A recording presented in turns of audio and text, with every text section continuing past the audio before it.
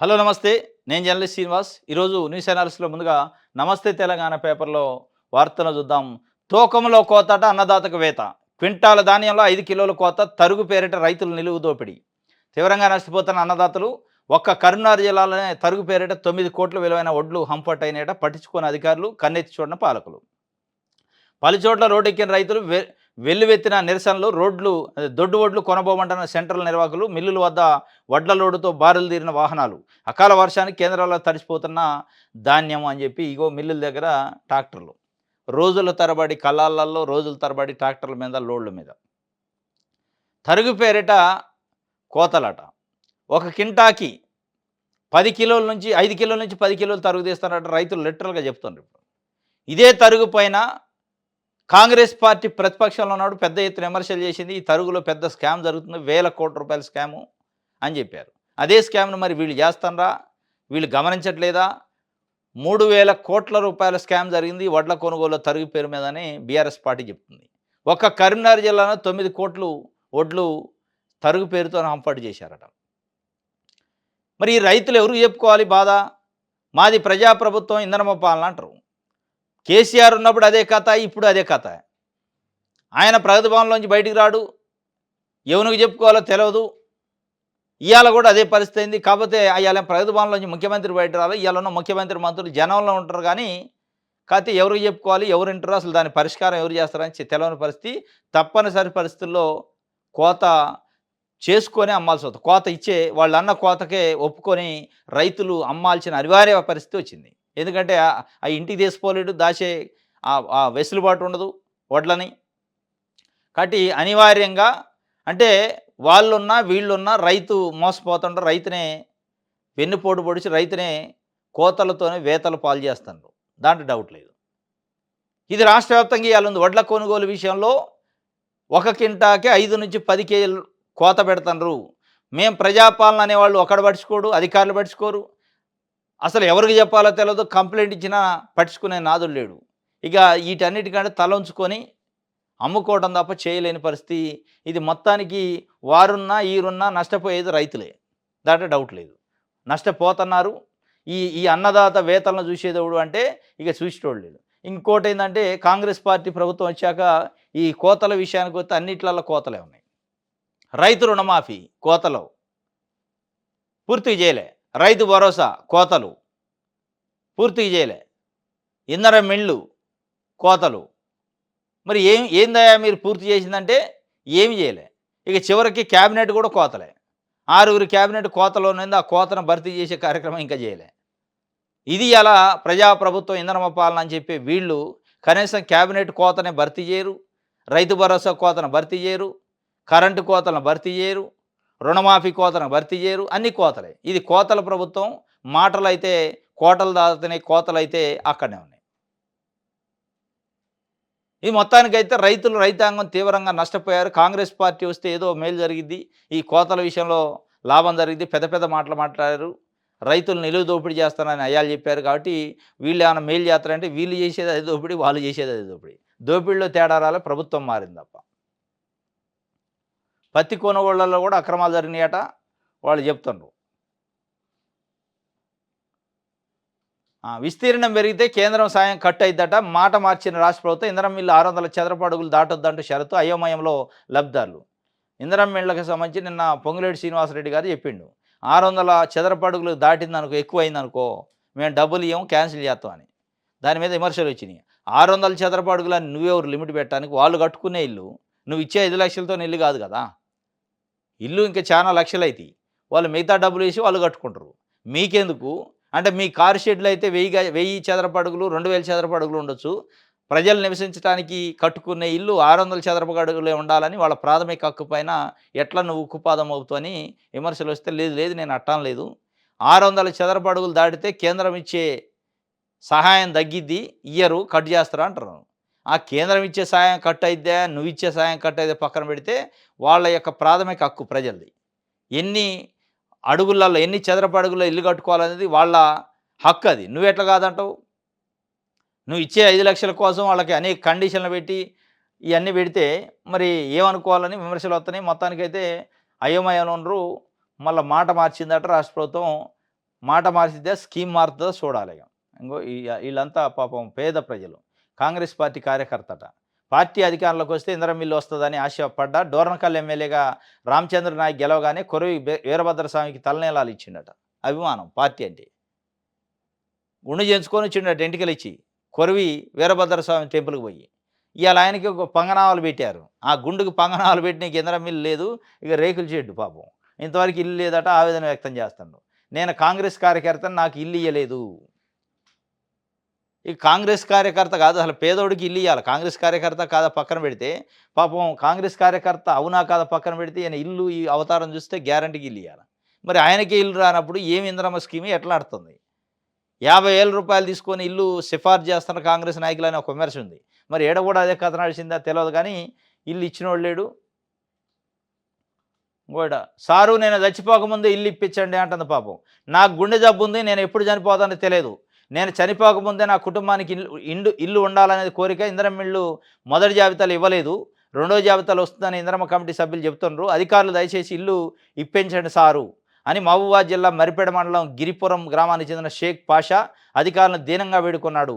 ఇందిరమ్మ లిస్టులో నా పేరు 17వ నెంబర్లో ఉంది. మా గ్రామంలో 16 ఇళ్ళు మాత్రమే మంజూరు చేశారు. నాకు రెండో లిస్టులో ఇల్లు ఇస్తామని చెప్పి 16 మంది పేర్లను ప్రకటించారు. కానీ నాకంటే పేదలు ఎవరైనా ఉంటే ఇవ్వండి లేదా నాకు ఇవ్వండి అని రోధిస్తూ షేక్ పాషా ఏడుకుంటున్నాడు మరిపేడలో. వేడుకుంటున్నా కానీ ఆ వేడుకోలే ఉంది తప్ప ఏది వచ్చింది లేదు, మన లేదు. నేను చచ్చిపోకముందు ఇవ్వండి అంటాడు. బట్టీసారి ఇల్లు ఉన్న వారికేనా మాకు ఇవ్వరా అని ప్రజలు నిలదీస్తున్నారు బట్టీని. డిప్యూటీ సీఎం బట్టి విక్రమార్క అని కొందరు ముదిగొండ మండలంలో ఆయన కాన్స్టిట్యున్సీని ఇల్లు ఉన్న వాళ్ళకి ఇల్లు ఇస్తారు, మరి ఇల్లు లేని వాళ్ళకి గతి ఏంది, ఎప్పుడు ఇస్తారని అడిగారట. ఈ ఇళ్ళ కథ ఇది ఉంది, మొత్తం ఆగమాగం ఉంది. ఇందిరమ్మ ఇళ్ళ కథ ఆగమాగం ఉంది. అది వచ్చేదంతా పోయేదంతా గవర్నమెంట్ అయితే తుక్కు తిడుతుండ్రు జనం గవర్నమెంట్ని. ఎందుకంటే చాలా ఆశలు ఉన్నాయి పాపం ఇందిరమ్మ ఇళ్ళ పైన ప్రజలకి. ఆ ఆశలు నెరవేర్చే పరిస్థితిలో ప్రభుత్వం లేదు. ఫ్యూచర్ సిటీలో ఈ సిటీ అట. రాష్ట్రంలో 3వ ఎలక్ట్రానిక్స్ ఉత్పాదక క్లస్టర్గా నిర్మాణం. ఈ ఫ్యూచర్ సిటీలో మళ్ళీ ఈ సిటీ, ఆ ఫ్యూచర్ సిటీ అంటే జనాలకు ఇంకా అసలు ఏడు తెలియదు, మళ్ళీ ఈ సిటీ పెడతారట. ఎల్ఆర్ఎస్ రాయితీ మరో నెల గడువు పొడిగింపు. పురపాలక శాఖ ఉత్తర్వులు రాయితీతో ఇప్పటిదాకా వచ్చిన ఆదాయం 14 కోట్లే. ఎల్ఆర్ఎస్ రాయితీ గడువు మరొక నెల పొడిగించారు. మనం ఎప్పటి నుంచో చెప్తూనే ఉన్నాం, ఎల్ఆర్ఎస్ గడువు ఎవడు అడగకపోయినా పొడిగిస్తారు. అది ప్రభుత్వానికి డబ్బులు రావాల్సిన వ్యవహారం. ఎందుకంటే నెట్ట నిలువున ప్రజల మోసం చేసింది కాంగ్రెస్ పార్టీ. ఇదే ఎల్ఆర్ఎస్ దరఖాస్తులు కేసీఆర్ ఉన్నప్పుడు తీసుకోండు. ఆయన కొన్ని ఫీజులు నిబంధనలు పెడితే తప్పు, ఎల్ఆర్ఎస్ పేదల దగ్గర డబ్బులు ఎట్ట వసూలు చేస్తాం, మేము వస్తే ఉచితంగా ఇస్తాం అన్నారు. ఆ ఉచితంగా పోయి 10,000 కోట్లు టార్గెట్ పెట్టి ఎల్ఆర్ఎస్ పెట్టారు. దాని గడువు పెంచుతా ఉన్నారు. ఎందుకంటే డబ్బులు 10,000 కోట్లకు బదులు 1,500 కోట్లే వచ్చినాయి. అంతా అయోమయం, గందరగోళం. ఆ కట్టిన పైసలు పే చేసినోడు కూడా ఏమి ఆధారం ఇవ్వట్లే. ఇది మొత్తానికైతే ఎల్ఆర్ఎస్ గడువు మరొక నెల పొడిగించినట్టు, మరొక నెల కావచ్చు, ఇంకొక నెల కూడా అయినా ఆశ్చర్యం లేదు. ఈ నెల 31 వరకు ఉందట. మళ్ళీ జూన్ 30 వరకు ఉన్న ఆశ్చర్యం లేదు. ఎందుకంటే వాళ్ళు డబ్బుల కోసం పెట్టింది, జనం కోసం పెట్టింది కాదు ఎల్ఆర్ఎస్. భూభారత్లో ఫీజు మినహాయింపు ఉన్నట్ట లేనట్ల. సీసీఎల్ఏ నుంచి విడుదల కాని ఉత్తర్వులు. పైలట్ ప్రాజెక్ట్ మండలాల గందరగోళం. రేపటి నుంచి మరో 28 మండలాల అమలు. సోమవారం ఉత్తర్వులు వచ్చే అవకాశం. భూభారత్ దరఖాస్తులకు ఫీజు మినహాయింపు ఉన్నట్ట లేనట్ట అనే గందరగోళం నెలకొంది. ప్రయోగాత్మకంగా ఈ ప్రాజెక్టును అమలు చేస్తున్న 4 మండలాల్లో వచ్చిన దరఖాస్తులను జూన్ 2లోగా పరిష్కరించాల్సి ఉండగా ఫీజు విషయంలో ఎటు తేలక పలు చోట్ల డాక్యుమెంట్లు అప్లోడ్ అవ్వడం లేదు. రెవెన్యూ వర్గాలు చెబుతున్నాయి.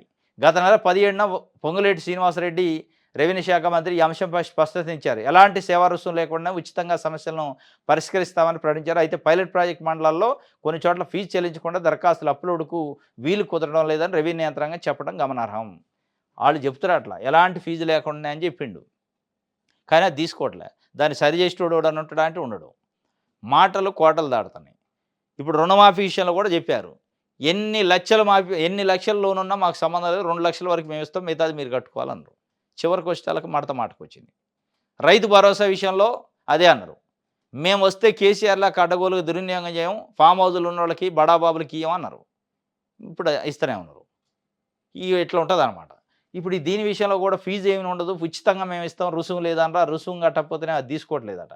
మరి దాన్ని సరి చేసేటోడు కూడా సీసీఎల్ నుంచి ఉంటాడా అంటే ఉండడు, సరి చేయరు వాళ్ళు. ఇది ప్రజలకు కాదు, నాయకులకు పెద్ద వాళ్ళకి సంబంధించింది అయితేనేమో చేసేటోళ్ళు. రైట్. అందగత్తెలు వచ్చేస్తున్నారట. శంషాబాద్లో మిస్ కెనడా మెరీసాన్కు సాంప్రదాయ స్వాగతం పలికిన అధికారులు. నేడు రేపు మరింత మంది రాక మిస్ వరల్డ్ వేదికగా మెడికల్ టూరిజంపై ప్రచారం. 10న ఏఐజీ ఆసుపత్రిలో కార్యక్రమం. సీఎం రేవంత్ ఆదేశాల మేరకు ఏర్పాట్లు. శంషాబాద్ విమానాశ్రయంలో కెనడా నుంచి వచ్చిన క్యాథరిన్ మెరిసిన్కు బొట్టు పెట్టి స్వాగతం పలుకుతున్న దృశ్యాలు. బొట్టు పెట్టి గంధం పూసి స్వాగతం పలుకుతున్నట్టు అందగత్తెలకి అందాల పోటీలు ఉన్నాయి మే 10 నుంచి. మొత్తం శంషాబాద్ ఎయిర్పోర్ట్ మొత్తం ఈ 4 రోజులు అదే హడావుడి ఉంటుంది. దిశ పేపర్ స్పెషల్ సెక్రటరీ సుప్రీం అట. ఆ శాఖలో నిర్ణయాలని ఆఫీసర్ కన్సర్న్లోనే జరుగుతున్నాయట. ఓకే చెప్తేనే ఫైల్స్ ముందుకు, లేదంటే పెండింగ్లోనే. బదిలీలు ప్రమోషన్లోనూ ఆ ఏఎస్దే హవా. అధికారికి సదరు శాఖ మంత్రి సైతం ఫుల్ సపోర్ట్. ఏం చేయలేక సీనియర్ ఆఫీసర్ల మౌనం. కొన్ని రోజులుగా సెక్రటరియట్లో ఆసక్తికర పరిణామాలు చోటు చేసుకుంటున్నాయని అధికార పార్టీలో చర్చ జరుగుతుంది. ఓ శాఖ మంత్రి కన్నా అందులో పనిచేస్తున్న ఓ స్పెషల్ సెక్రటరీ పవర్ఫుల్గా మారారని ప్రచారం సాగుతుందని, సదరు స్పెషల్ సెక్రటరీ గ్రీన్ సిగ్నల్ ఇచ్చిన తర్వాతే ఫైల్స్ ముందుకు కలుగుతున్నాయని, లేకపోతే ఎంతటి కీలకమైన ఫైల్ అయినా అటకెక్కడం ఖాయమనే టాక్ నడుస్తుంది. ఈ పరిస్థితి సాధారణ లేళ్లతో పాటు ఎమ్మెల్యేలు, మంత్రులు సైతం ఎదురైనట్టు ఆరోపణలు వినిపిస్తున్నాయి.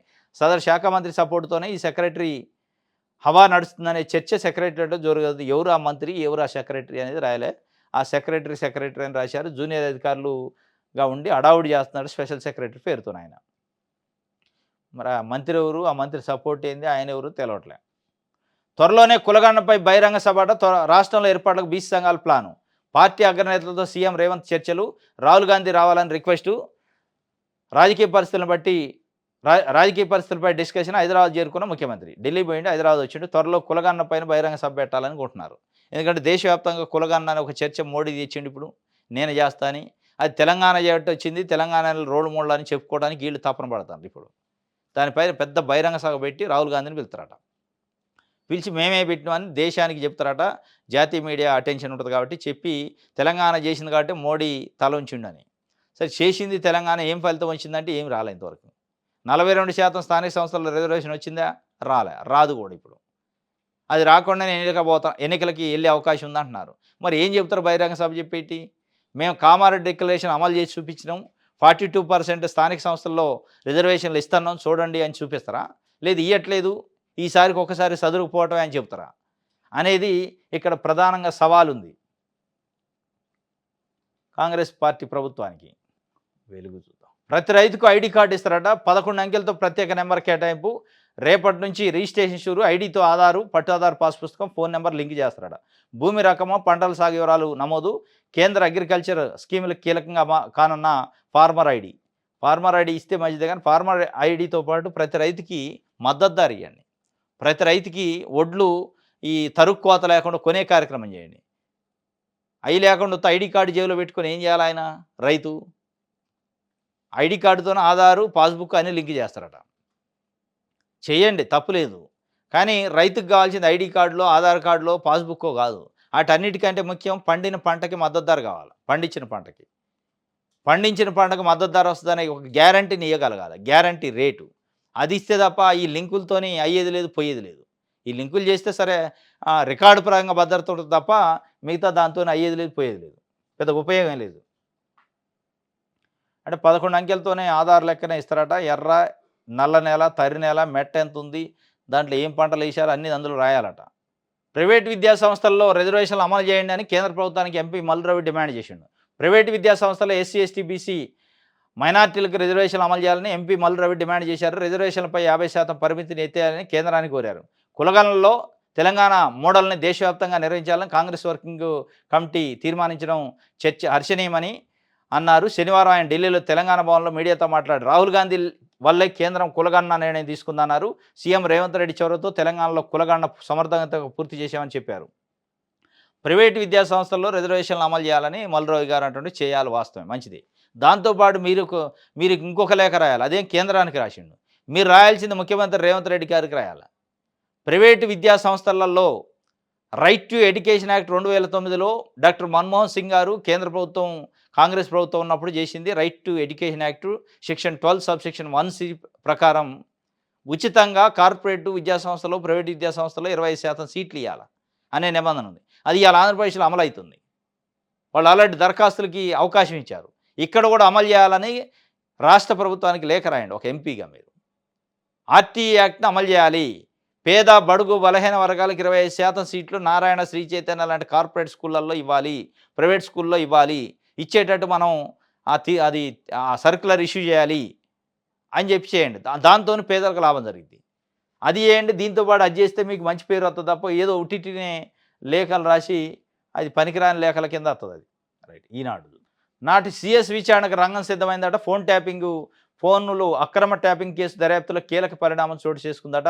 చీఫ్ సెక్రటరీని కూడా విచారణకు పిలుస్తారట. అప్పుడున్న చీఫ్ సెక్రటరీ, ఇంటెలిజెన్సీ బాసు, డీఎస్పీలు, ఏసీపీలు, డీసీపీలు చాలామంది ఉన్నారట ఇందులో. నిజంగానే చీఫ్ సెక్రటరీని కూడా ఇచ్చిండు.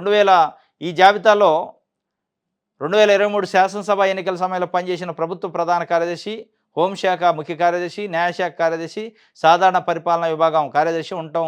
అంటే GAD secretary, home secretary, law secretary and chief secretary. ఈ నలుగురు కూడా ఆ జాబితాలో వచ్చారట. అంటే ఇన్వెస్టిగేషన్ చేయాల్సిన జాబితాలో నిజంగానే వాళ్ళని గిట్ట పిలిచి ఇన్వెస్టిగేషన్ చేస్తే ఇక అధికారుల పరువు ఏం కావాలి, అప్పుడున్న ప్రభుత్వ పరువు ఏం కావాలి. ఆ ఇన్వెస్టిగేషన్లో ఏది ఫోన్లు ట్యాప్ చేసి దొంగతనంగా వేరే వాళ్ళ ఫోన్లు వినరని తెలిస్తే ఇంక అంతకంటే పరువు తక్కువ ఇంకోటి ఉండదు. ఇది ఈరోజు న్యూస్ అనాలిసిస్. రేపు తాజా వార్తలతో తిరిగి కలుసుకుందాం. Thank you.